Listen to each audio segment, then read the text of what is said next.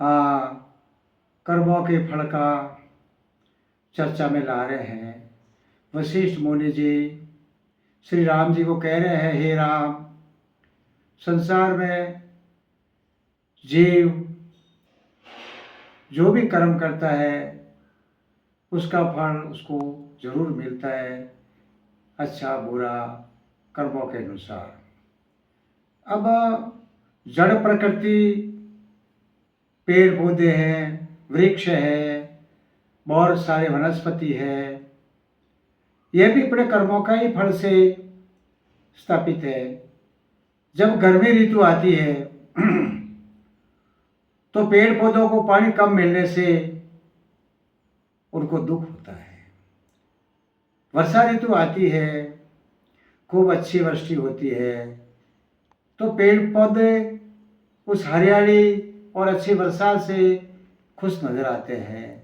और जब ठंडी की ऋतु आती है तो उन ठंडी शीत लहरों से पेड़ पौधों की आकृति बिल्कुल बिगड़ जाती है, अनुकूल नहीं रहती है, तो वो महादुखी होते हैं। तो हे राम, ये भी उनके कर्मों का ही फल है। अहमता, ममता, आसक्ति ऐसे भाव रख के जो कर्म करता है उनको जरूर ऐसा फल मिलता है दुख का। अब हम जल जीवों की तरफ जा रहे हैं।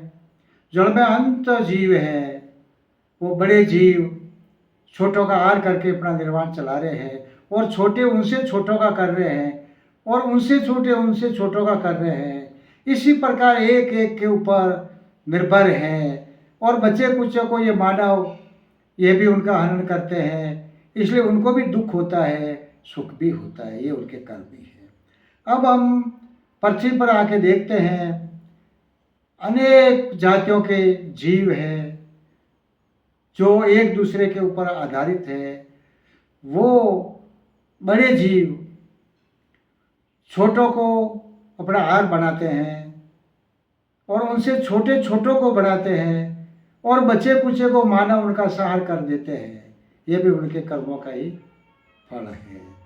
अब आकाश में गमन करने वाले पक्षियों को आप देखते हैं, तो आकाश में गमन करने वाले पक्षी पेड़ों की ऊंची ऊंची टहनियों के ऊपर हवा के झोंकों से खूब आनंद माणते हैं, खूब मौज माणते हैं। लेकिन आंधी, तूफान, अतिवृष्टि में उनका भी अंग भंग होता है, या कभी शरीर खत्म होता है, मृत्यु तक हो जाती है, तो वो भी सुख और दुख दोनों अपने कर्मों से ही भोगते हैं। अब मनुष्य है अहंकारवश, अज्ञानता से विषैले पुरुषों का, अज्ञानी पुरुषों का संग में आ जाते हैं, और उनके संग में आके वो मन माने कर्म करता रहता है, और रात दिन दौड़ता रहता है। वो कितना भी दुख आता है, लेकिन उसको ये पता नहीं चलता है कि ये सब मेरे कर्मों से नहीं। वो कर्मों के वशीभूत दौड़ता रहता है और दुख भोगता रहता है, चाहे वो गुनाह हो, चाहे गुनाह करना हो। ऐसे कई प्रकार उसके जीव के साथ में लागू रहते हैं, और कई बीमारियां वो शरीर को लागू रहती है, लेकिन वो अपने आप में अहमता, अहंकार, आसक्ति के कारण समझ नहीं पाता है कि ये मेरे कर्मों का दोष है।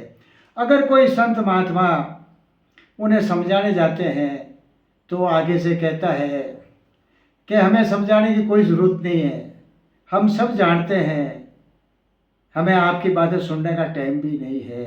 क्यों?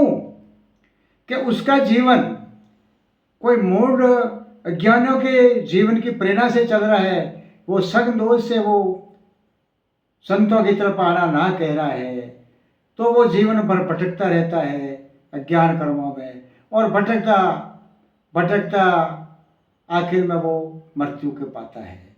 जिस प्रकार एक मकड़ी जंतुओं को पकड़ने के लिए अपना जाल बुनती है, और जाल बना के वो जंतुओं को उड़ जाती है, लेकिन एक दिन वही मकड़ी उसी जाल के अंदर फंस के अपने प्राण छोड़ देती है। इसी प्रकार ऐसे अज्ञानियों की नीति बनी है, जन्मना मरना और ये दुख भोगना। लेकिन इस नीति को